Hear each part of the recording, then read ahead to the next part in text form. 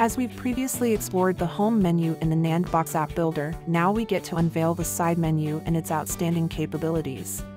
It is a great option if you would like to expand your app's functionality further and provide your users with an excellent navigation experience.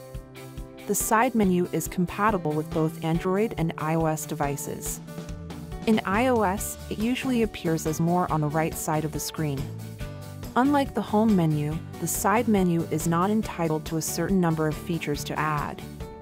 You like the feature? Add it right away, and don't let numbers get in your way.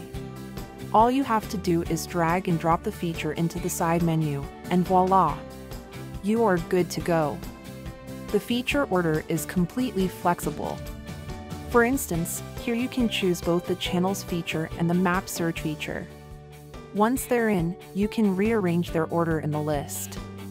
One feature we totally recommend using in the side menu is QR scanning. It is one of the most used features at the moment.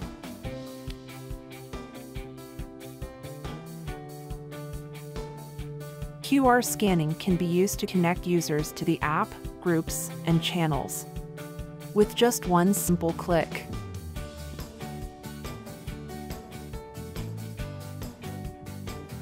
Your app admins would also benefit from this feature. They will get to access the app builder easily and readily. Once they get to the login screen, they will scan the QR code found below and be redirected instantly to the app builder. If you are still making up your mind about the side menu, you can easily switch it off by toggling this button off.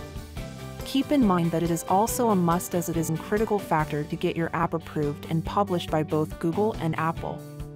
Everything you needed to know about creating a side menu for your app is now at your fingertips. Explore the horizons of app development and set the sail with the nandbox native no-code app builder.